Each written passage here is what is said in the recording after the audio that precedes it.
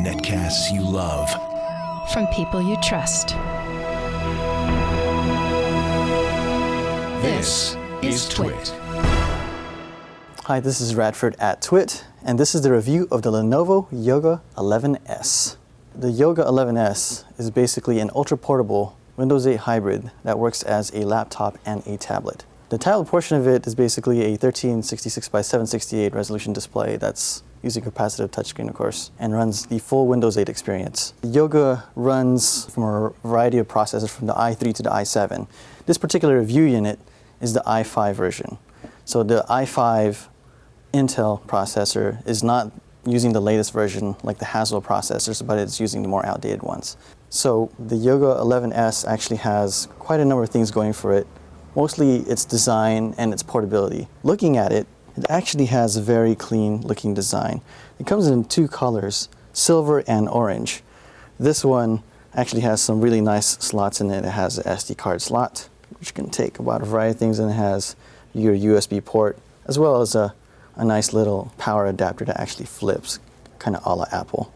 Then you have on this side here an HDMI port, an extra USB port, and your typical headphone jack. This one is actually a USB 3 port, but for the most part, it's the same thing you would expect from other ultra portables. It has a pretty clean keyboard that's very similar to what we're seeing on today's laptops, and it has your trackpad. Now, of course, you have touchscreen and the trackpad, so you can actually control what you would typically control with a regular laptop, and you can touch the screen. When you touch the screen, it actually stops your mouse for a moment, but you can still do the controls from your trackpad. So, other than that, it's not too shabby. The real magic happens is when you actually flip and convert it into a tablet mode. Now, the cool thing about this is that when you're switching to tablet mode, the keyboard is obviously disabled, and if you see the keyboard from the back, it may feel kind of a little bit cumbersome at first because you could feel the keys depressed as you're holding down the tablet. But the cool thing about it is once you kind of get used to it, it actually feels pretty good.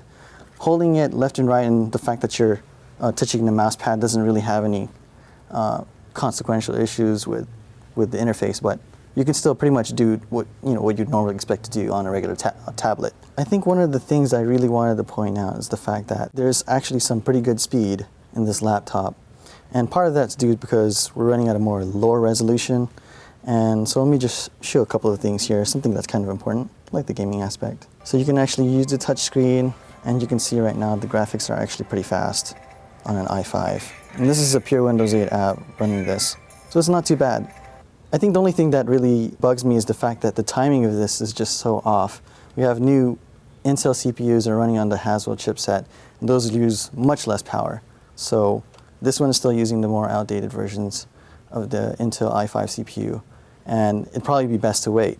The other thing too is that Windows 8.1 is around the corner, and so if you want to take advantage of that nice little start button, you're going to have to wait just a little bit more. So for the pros, I give it a beautiful design. It has a nice keyboard, it's easy to convert, and it has a variety of use cases. For instance, you can actually flip the tablet into a standing mode, so it works. So if you're cooking in the kitchen or whatnot, you can actually do that. It's also pretty durable. It's light on the hands, even when it's in tablet mode, so it's not so bad. It has some pretty good speed, and it's running full Windows 8, so that's the other big advantage. It's not running RT from its older cousin.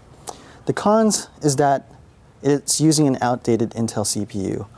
Windows 8.1 is coming just right around the corner, so it might be pretty good to wait, but this is still a pretty good laptop. The display could probably be a little bit higher resolution, but that's something you would probably have to wait on for a bit. So the final verdict, I'd give this pretty much a try. It's just almost there. It's almost there from being a buy, but if you go probably wait a little bit more, the prices might just come down, and you're probably looking at a laptop that's definitely usable in the near future. So again, this is Radford at Twit, and this is the review of the Lenovo Yoga 11S.